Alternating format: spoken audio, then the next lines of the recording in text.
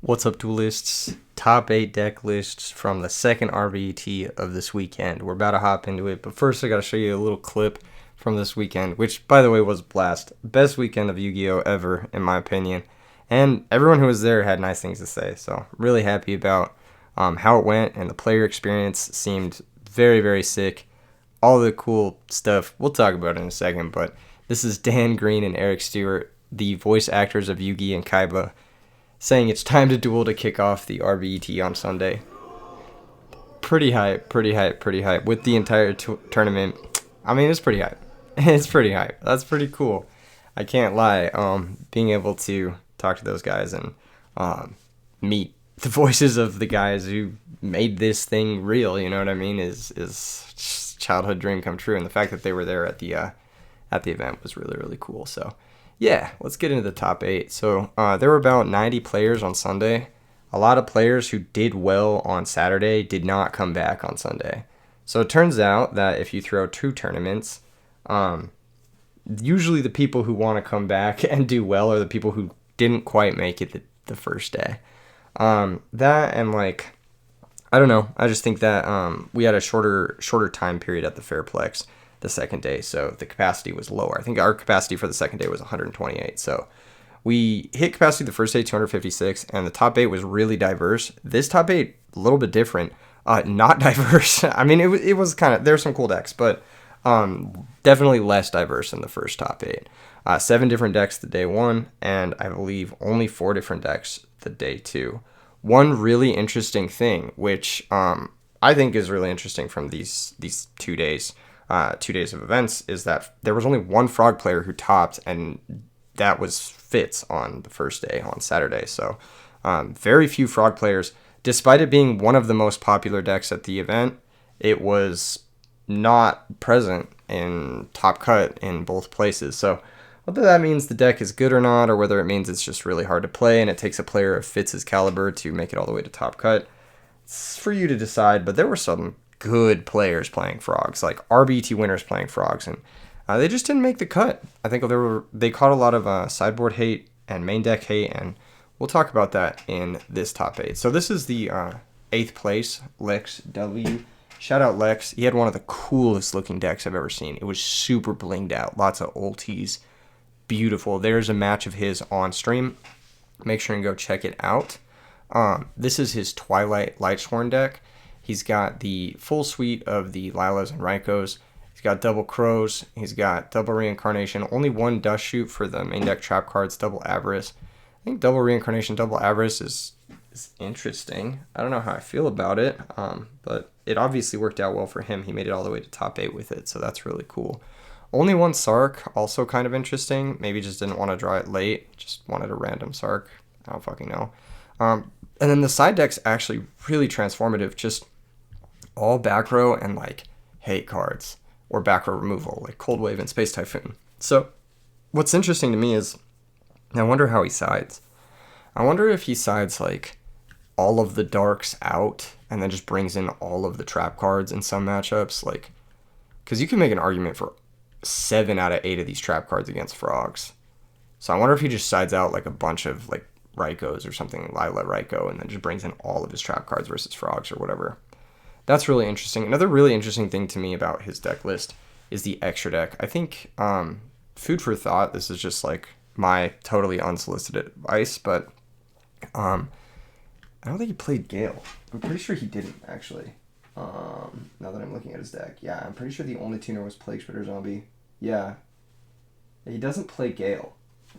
So I just don't really see why you'd want Arcanite or Armor Master outside of if you brain control Gale. But there is a card that I think you would want, which is Tempest Magician. I think Tempest Magician is really good in this deck. Not only is it a dark for your Chaos Sorcerer or whatever, it allows you to pitch cards, allows you to go for game shots alongside JD. You can easily start stacking up damage. It can get you 4 names in the grave. It can get you Darks in the grave. It can get you your Necro in the grave. It's just a great card in this deck. And you can make it pretty easily with Plague and Lila. So that's just my unsolicited advice if he was to play this deck in the future.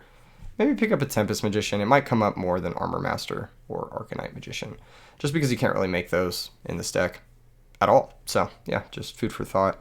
But yeah, double Mask of Restrict. This was for the Gigavice. There were a couple Gigavice players at X2 both days that didn't quite make it into Top Cut.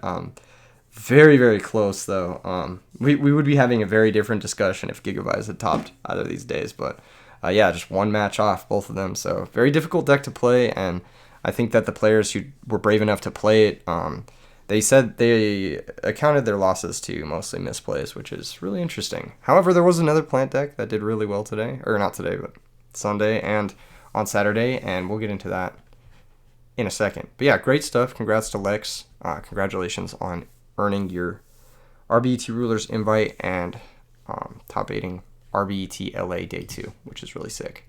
All right, second one is going to be Dennis M. Blackwings. This top had a lot of Blackwings. There were 4 different Blackwing decks in this top cut, and each one of them is slightly different, but most of them are actually pretty similar. I think Blackwing decks in general are pretty similar, but like these were like especially similar, and we'll get there when we get there. But he was on a pretty standard looking list. One thing that I found interesting is on double Mask of Restrict. Once again, really a lot of players were just like, I do not want to lose to Gigavice. I'm going to bring Mask of Restrict so I don't lose to Gigavice or Titanium nonsense or whatever. Which is fair. I actually think Mask of Restrict has a lot of coverage too against like Frog combo decks, and I think it's part of the reason like why Frogs just didn't do well this weekend is because there was so much sideboard hate for them. And I think the sideboard hate for Frogs is so damn good. It's so damn good. It's like the last thing you want to run into because it just makes it so you can't even play the game. It's kind of crazy. But yeah, and Mask of Restrict is obviously conflicts with several of the cards in this deck, both the 2 deck dev and the 3 Icarus attack, but he found that it was strong enough that he just wanted it anyway. So yeah, pretty interesting stuff. The Mask of Restrict, I do like it. I do think that it's cash money. It's really a mix-up here.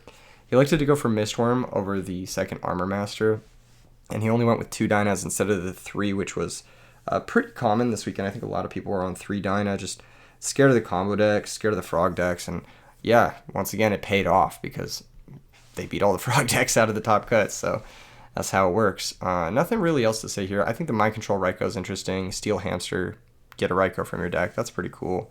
I think there are not as many outs to Consecrated that I would like in a Blackwing deck here, but seemed to work out pretty well for Dennis. Shout out Dennis for topping with Blackwings. It's pretty tough to top with Blackwings because I feel like everyone hates the deck out, but this weekend in particular, I felt like people were bringing so much hate for Frogs and so much hate for Gigaplant, and just a little bit less hate for Blackwings. So as a result, they did really, really well. 6th place is going to be Allende Ross. Allende, I'm sorry if I'm mispronouncing your name, but he's a repeat topper. He's topped RBET before. Very powerful player. I do like his list. I like that it's 40 cards, I know a lot of people play like 41 cards. I think that's dumb. Just don't do that. Just play 40 cards. Like draw your dust shoot more often. Why would you not want that? I personally don't get it. But yeah, he played 40 cards. I love that. Looks like the pretty standard value turbo list that we see main deck wise, with double deck dev over stuff like Solemn Judgment or Icarus Attack or other things we've seen in that slot before. I don't know about double deck dev, but I think it worked out well for him. Obviously, 6th place is pretty good.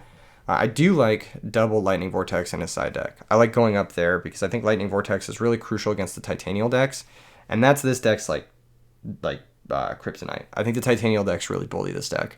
So decks like Amaryllis, decks like Gigaplant, and decks like the new Titanial aggro, Titanial control decks, which we'll see later in this top cut, and which we saw in the Saturday's top cut as well, really, really put the hurt on this deck. Like they make this deck look like a punching bag. So having double Vortex for that is really, really helpful, as well as double Dyna. Do like that a lot. I think that that's super clutch and helps in the bad matchups. Really, that's what you want, is you want your side deck to help you out in your bad matchups. If you have a good matchup, just resubmit. Who fucking cares? You know what I mean? But if you have a bad matchup, you're going to want the hate cards. You're going to want the big guns. Triple Dust Tornado, not losing to any back row, double Oppression, and Solemn to defend those oppressions in the side. I love siding a Solemn Judgment here.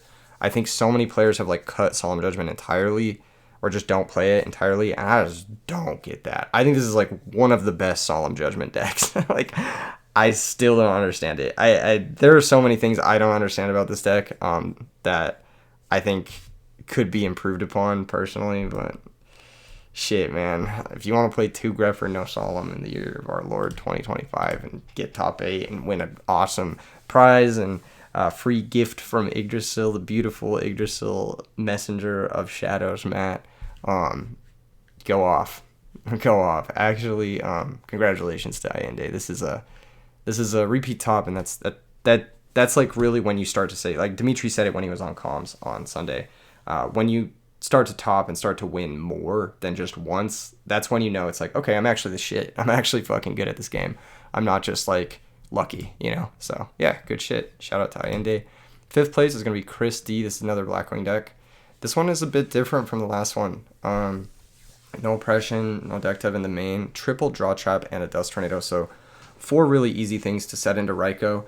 And you'll notice that this is going to be a trend. And I do think that this is one of the better ways to play Blackwings into a field full of Value Turbo. Not that this field was full of Value Turbo or anything, but these cards are also really good into the mirror match as well. So like when you get to like the point where you're like, okay, I'm playing against the Blackwing mirror, would you rather have a deck dev or would you rather have a legacy and just dig towards your dad? You know what I mean? Would you rather have a legacy and dig towards your heavy storm, your power card? Chainables are really nice. Obviously, you can Icarus target your own card to play around the Starlight Road. There's a bunch of other things you can do, a bunch of other like little cute things, but for the most part, I really do like the draw traps in this deck to a certain degree, but especially when you're expecting a field of a lot more Blackwings and a lot more Value Turbo, because they're exceptional in those 2 matchups specifically. And the main deck Dust Tornado, I think, is pretty interesting. Actually, you'll notice the rest of the Blackwing players in the top cut also main deck 1 Dust Tornado. Side deck, 1 system down, kind of unique, 1 compulsory, 1 deck dev, and yeah.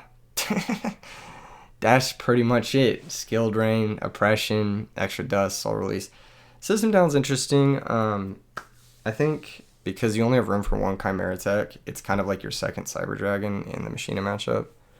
And if you never found yourself siding 2 Cyber Dragons in other matchups to like out Consecrated or beat over Siroko's or whatever, trade with Raikous effectively.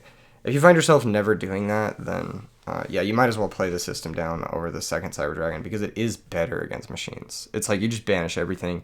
You hit the Grave too, shuts off their Avarice, which is really nice. Yeah, it really fucks them up. It shuts off their follow up too. Like sometimes they'll go like Machina Fortress punch, and then you like Cyber Dragon make a Chimera tech and like punch back, and then they just bring back the Fortress, and you're just like, well, fuck, why did I even bother, you know? But system down just like says no bullshit. It might have been just like a little bit of fear that specifically Eugene would come back and play the second day, because that Machina Gadget deck, that Horn of Heaven Machina Gadget deck is terrifying. And System Down is a way to play through Horn of Heaven while there's a gadget in play, because it'll banish the monsters. Unlike Cyber Dragon, you special summon it, you'll get hit with the Horn of Heaven, and yeah, you know how it is. Now, System Down, obviously, it sucks, right? Like, this card sucks. It's just pay 1,000 life points and it's very targeted hate, but that's what he wanted, you know? Double Fissure, this kills Consecrated. I think it's a crucial card for this deck. I like to see at least one in the sideboards, stuff like that. And yeah, Double Rug to just out-tempo Frogs. I think this is this is like one of the least anti-Frog sideboards, and it still has at least, 7 cards? 2 Crow, Soul Release, Double Oppression, Double Rug, Deck Dev, Skill Drain. Yeah, fucking, it's rough out here for the Frog players. I'll just say it. It's rough out here. All right, moving on. Congratulations, Chris. Well played. Well done. Well done. Very well deserved. Opting for the second Armor Master on the sideboard over the other cards that he could have played. 4th place is going to be Patrick Vaux, Pavinci, some of you guys may know. And I actually have notes from the deck creator here on a screenshot, which I'll pull up. It says notes, Pavinci. He's got to sign the notes first. It says Amaryllis list for Orlando, 11th place. He played 1 Amaryllis. Trade-in and Amaryllis are bricky. Still would play this list, to be honest. And then he says, Titanial Control, focus on consistency, 3 Mark of the Rose plus Brain. Built to counter the meta, less bricks, 0 Amaryllis. The secret to bricking less in Amaryllis is to run less of them, LOL. And that's his notes on the deck. And he wasn't the only one to come to this conclusion this weekend. Jacob Fonseca, with his patented Fonseca plants, top 16 and getting 10th place the first day during the massive RBET, and now Pavinci making it all the way to 4th with this interesting, similar list, less plant-focused, but still very plant-focused. Amaryllis list. That's such a weird thing. Just amaryllis list. Amaryllis list. That's amaryllis list. Amaryllis list. Okay, yeah. There we go. Oh man. That's gotta be the first time those combination of words has ever been said in the English language. It's like a first time sentence. Anyway, double titanium. It's her format, and we're just living in it. Let's be real. Criminally underrated card, criminally underrated deck, criminally underrated effect. I personally am of the camp that I think this is the best boss monster in Edison format right now, because it's so easy to summon off of fucking Lone Fire Blossom or a Miracle Fertilizer or whatever else. But yeah, I do think that this card is gasoline. There's some pretty big differences between Patrick's list and Fonseca's list. Let me just double check here. Yeah, pretty big differences. Number one, no discard traps, whereas Fonseca was playing 4. Number 2, triple mark 1 miracle as opposed to triple miracle no mark, I think, is what Fonseca was playing. Let's just pull up Fonseca's list for comparison. And there are just so many ways to build this type of deck. Yeah, he was playing 0 Mark the Rose. He was actually playing Creature Swap, which I will never understand, but hey, he worked out really well for him. What can I say? So yeah, this triple Mark of the Rose, very interesting, especially because he's got double Avarice as well. So he's got a mini Lightsworn package, double Isla 1 Raikou with charge. Seems solid. That's usually what I see Amaryllis players playing lately. A lot of this list reminds me of True Party King's top 4 list from RBET New York, where he was playing triple Vortex. It looks like he's slimmed on the Vortexes, but he also has the Mystic Tomatoes that True Party King was playing and the heavier count of Lila that True Party King was playing. So I think that these, like, this sort of structure of like double Tomato, double Lila, double Vortex, or in True Party King's structure, triple Tomato, triple Lila, triple Vortex, I think is a pretty solid core, because it kind of is just a really big catch-all. Some of the stuff that Lila and Tomato suck against is frogs, and if you just draw them dead, you can just pitch them to your Vortex. So while he did not have the discard traps, he did have the Vortexes to help facilitate getting dead bricks in the graveyard, or like pumping Dandelion to the graveyard for those types of things. Double Debris Dragons to make Black Rose Dragon makes a lot of sense. Double Caius, it's one of the best cards in the format, if not the best monster in the format standalone. So yeah, makes a lot of sense. Gore's busted card. Card Trooper, busted card. And one interesting thing is this Battle Fader. That's really cute. I do like it. It's kind of a surprise tech. You can search it off Sangin if your Sangin gets blown up. If you're about to get OTK'd, a lot of times people will try to push for a big OTK. You drop the Fader, and then you have 5 insane comeback cards here. Triple Mark of the Rose and Lightning Vortex, as well as double Debris Dragon to blow up the field. Or just like Gale, have the guy they went for game with and then just kill them, or sack the Fader for Caius. There's a million different comeback plays in this deck. There's at least 10. And I think that the Battle Fader makes a lot of sense here. No quick draw, not really going for that style of list. More so just focusing on the plant synergies, and it's very similar to, like, I think what Jacob was trying to do with his list as well. Double Bottomless, double Deep Prison, double Trapstone. Once again, seeing double Trapstone, I think Jacob was on double Trapstone as well. Double Trapstone, pretty common in plant decks. I think even quick draw lists I've seen that have had success are playing 1 or 2 Trapstone in the main as well. Yeah, so it's just solid stuff all around. 42 cards is a little bit interesting, but the deck is a little bit dense, and it does aggressively mill, and you're looking to play long games. So, I mean, it's not like there's any one card, since Dust Shoot isn't in the main, that you really want to draw early.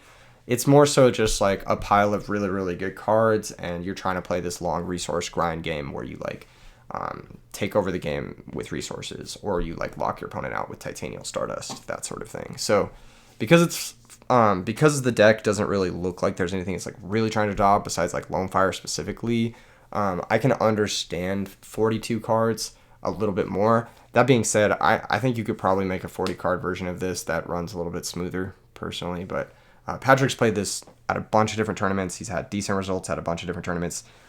Just barely missing top cut at the Ultimate Time Wizard Orlando. I think he also barely missed top cut at RBET Maryland with a very similar deck. So he's very, very versed with this deck. And so playing 42 cards, he knows something that maybe I don't. All right, side deck, getting into the side deck. This is where things get interesting because I love his side deck. I think it looks really good. Bestiari and Laquari. He sides in this mini Glad package, which is really interesting. Laquari can attack and tag into Bestiari, blow up spells and traps, and Bestiari can attack and tag into Laquari and just give you a 2100 beat stick. That's kind of sick. In and of itself, like alone, that is kind of sick. And then when you factor in the fact that you can side in Autonomous Action Unit against Glads, and you can mark Glads and tag out into your own Glads, or like make a Geyseris off of them, that's really, really cool. So, sick little sideboard Glad package. I think this is something that like I've always wanted to try, just like sideboarding a couple of Glads and then just forcing them down mid, like just going super aggro in the post-board games in some matchups. One Cyber Dragon makes sense. Machines, double Sirocco for the bird matchup, double DD Crow makes sense. Just spam them. Banish graveyard cards and then shuffle them back with Avarice. Double Dyna. Interesting to see Dyna alongside plants because like it normally locks you out of Drill Warrior, but because this deck isn't playing Drill Warrior, it can play Dyna. So that's a pretty big bonus, I'd say, because in the mirror you get Dyna. So that's pretty good. Pretty cool. A double light mirror for Lightsworn and Fairies, one Needle Ceiling MVP card versus Frogs, one Road because Icarus Attack, and then one Dust Shoot, which I'm surprised isn't in the main, but I guess he just didn't have room for it because he didn't want to play 43, which makes sense. Or he's just playing 42 and he's just like, I'm not going to consistently see it turn 1, and I'm not going to consistently win the die roll, so I'll just bring it in some matchups or whatever. Good shit. Extra deck's very interesting. It's got like a bunch of different stuff. Obviously, you have to make space for the Geyseris. No Heraclinos, sadly, which would be really funny. But yeah, you got all the Debris Synchros, and then you've got to have the Gale Synchro as well, and then you've got to have a bunch of other stuff. No Armory Arm. That was one thing that I was like kind of interested in. You can make Armory Arm in this deck with Gale and like a token, and I feel like that might come up more than something like Thought Ruler, but I don't know. Patrick's played it a little bit more than I have, and this is his take on it. Also, Urukizis is interesting because how do I say this? You're playing this because you want a Piercer that you can make after you steal a tuner. Because if you're only making a Piercer with Gale, like Gale's the only tuner here that can make Urukizis. If you're only using Gale to make Urukizis, you might as well play Armed Wing. It just has more attack, and it pierces it for 28 instead of 21. So, but there must have been a situation where he stole something. And he's like, I need to be able to pierce. Makes sense. Maybe the opponent had like a set Raikou and a Plague, and I don't fucking know. I actually don't know what could have happened where he'd want the Urukizis over an Armed Wing, but food for thought. All right, moving on. Next deck. Third place, Kevin Gonzalez. Shout out Kevin. Just a fucking great guy, dude. I love Kevin. Good player too. He has a match on the feature match. I believe it was round 7 on the stream. Make sure and go check out the VOD. Playing this very teched out Vayu Turbo deck. He's got one Shura, he's got Lila, he's got no Gores, he's got Karma Cut, which is gas. That's so gas. Main deck Karma Cut and Vayu Turbo, that's the type of innovation I want to see. That's the type of fuck Treeborn Frog shit I want to see. You know what I'm saying? That's the type of, actually you get no graveyard. Like, actually none. I love Karma Cut in this deck. You have 6 great discards, a couple other like decent discards. Oh, it's just so good. It's so good in this deck. I feel like it's so free too. Side deck, very interesting too. He's got the side deck Cold Wave. This actually won him this feature match, I believe. And a few other things. He's siding into the third Grepher Elfin plus Eradicator. I'm of the camp where it's just like, fuck it, main it. Because Eradicator is a dumb card, and it's actually good against every deck. So if you're going to side it, like, just main it. Fuck it. Like, it's just, I don't know. I just feel like, name a deck where this card is bad. Monster Mash, I guess. Lightsworn, maybe. I just don't really know where Eradicator doesn't shine. There are so many decks playing like 15 plus spells or like 15 plus traps where this card just completely wins the game. But it is cool that he sided it, and it did pop off for him on stream, which is really, really hype. A lot of other one-ups in the side, a lot of cool ones, but I do love the Cold Wave, and I love the Eradicator. I think that's really cool. And I love the main deck Karma Cut. That's really, really cool. Side decking MST, not maining it. Makes sense. A lot of spot removal in the deck. Yeah, just gang shit, dude. This deck is fire. I like this a lot. I like these more like teched out versions a lot better than like your stock list, because I think that they work better and they catch people off guard. So yeah, especially at these like paper tournaments where like, you know, that could be the difference between you making top cut and you not making top cut, is having Karma Cut over that Deep Prison or whatever. So good shit. Shout out to Kevin. Second place is going to be Aiden Salas. That doesn't sound right. Hold on. No, that is it. That's it. Aiden Salas. Blackwings. Very similar list to the last one we saw. Only difference is one less draw trap, one deck dev in the main, and then he's got deck dev in the side. And he's opted for Nobleman of Crossout over the Fissure, Mind Control, Raikou style stuff. But yeah, very similar list. And then he's gone for the Mistworm over the second Armor Master. I like this list. Once again, I do love the chainables. I do think that one main deck dev is good. I think you could get even crazier with it. Just main deck Eradicator. I feel like this card is pretty easy to pull off in Blackwings. I don't know. Maybe that's just me. I feel like you have more ways to pull it off in Blackwings than in Fight Turbo. Because you have Sirocco Pump. You have Kalute. So that's already like 6 ways to pull it off. You've got Surge Gale into Armor Master with any level 4. You've got Ladder into Armor Master with Vayu and Armed Wing. You've got Dad and you've got Gores. Basically, your entire cast pulls off Eradicator. Food for thought. I don't know. I was thinking about it this weekend. I was like, man, this card is incredibly easy to pull off, and it just wins games. So, deck dev is good too, though. Deck dev hits your opponent's Raikous, which maybe are more annoying than your opponent's Brain Control. I don't fucking know. Anyway, good shit. Shout out to Aiden. I'm not sure if he's topped before. I think this might be a first time top for him, so second place is really cool. And let's look at the first place list because it's almost identical. The only difference is he has that second draw trap. He has 2 books plus Mind Fissure, and he has the full 3 Dyna in the side. So opting to go for 0 viruses, and this got him all the way to first place. I really like this list. I think this list is also really good. It's very similar once again. And once again, I maybe try Eradicator. I don't fucking know. Especially if you got Gores in your deck. It's like, why not? Eradicator seems really, really potent right now. It hits a lot of decks, especially the mirror match. When they got 15 traps, you just name traps, or you name fucking spells against frogs, or you name spells against Dragon Turbo, and there goes their whole deck, you know?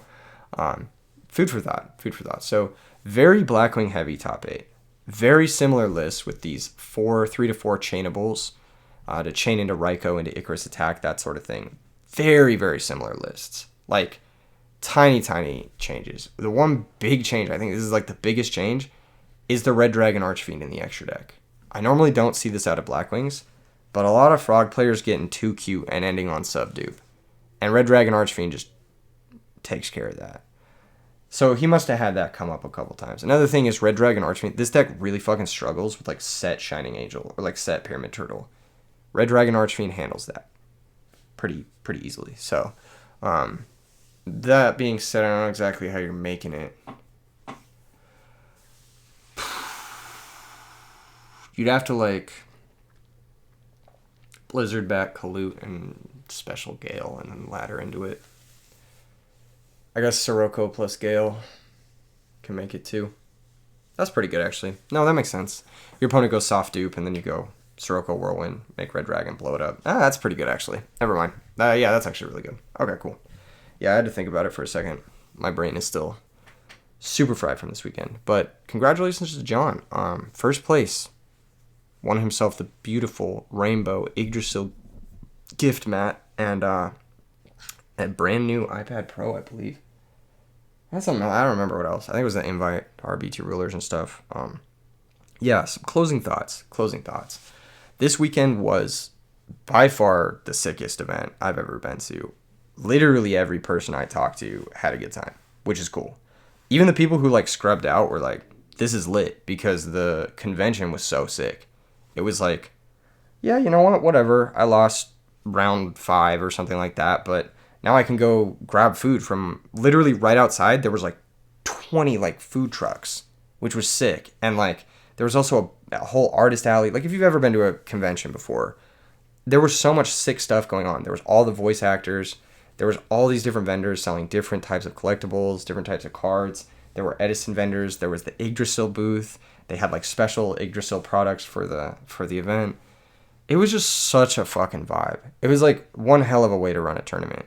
I really have to give a huge shout out to Nigel, who put most of this together, and a lot of the SoCal guys who worked on this event. Yeah, this was a dream come true event. It was really, really sick. Back-to-back day RBETs. Now, for me personally, it was pretty hard because, like I said, I'm still recovering from like an injury, but it was still amazing. Like I got home and I was still like I was experiencing some pretty serious side effects from pushing so hard this weekend.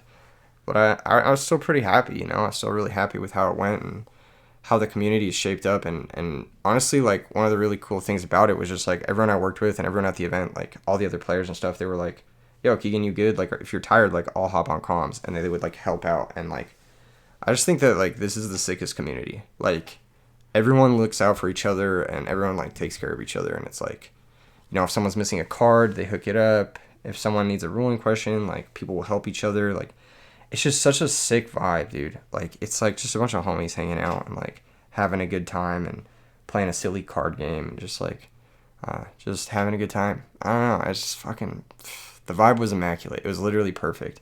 If you guys want to experience an event like this, RBET Las Vegas is coming up. RBET Chicago also, description below. Check the description below for signups for both of those. I think they're going to be very interesting. I'm trying a whole bunch of different things. This was the first like back-to-back weekend. This was like very experimental. We got some good feedback on certain things. Like obviously, some of the people online were confused by the lack of Top Cut, but like that's just how it goes when you have a convention hall that closes at 7. You have to end the tournament. And so like Konami regionals, they'll like rent out a venue till a certain time, and then they don't play out Top Cut at Konami regionals because the venue has to close. And that's basically what happened day 1 and day 2. So we just ran 2 big tournaments instead of doing like whatever, like some bum ass alleyway fucking Top Cut. Although that would have been fun, I think it was just really stressful for everyone involved. And you know, it's functionally the same thing. Like having to go 8-0 to win a tournament. I think it's arguably as difficult as like having to go 9-2, you know, to win a tournament. It's like, all right, you just have to go undefeated to get first place and like lock in, you know. So I think it's from a difficulty standpoint, I think it's comparable, and I think from an event standpoint, I think it was much easier on the staff. We weren't doing like 15-hour days, and it was much easier on the players too. They weren't doing like 15-hour days either. So it was really nice. But we'll see how things go for Vegas. We'll see if we're going to do Top Cut play out there or if we're going to do like a different, similar style there as well. Once again, this was like the first back-to-back weekend, so we may do more similar to this because everyone who went to the event loved it. So I don't fucking know. It was lit. It was fucking cool. There was one other thing I wanted to say. I'm forgetting it. I'm totally blanking on it. Crazy Top Cut. I think day 1, Saturday, the deck that I'm the most excited to play is Eugene's, the Horn of Heaven Gadget deck. This is from Saturday, of course. This was not on the Sunday Top Cut, but this is the deck I'm the most excited to play. If anyone's played it, let me know in the comments if it's gas or not. But this looks like a mad genius creation. I think Eugene cooked like crazy. I'm also very excited to play Fonseca Plants, and I'm excited to try out Pavinci's version as well. I do think Titanial is the future of Edison format. Whether it's with or without Gigaplant, that card's busted. It's just fucking broken as shit. And I'm excited for what comes next. I'll see you guys in the next vid. Peace.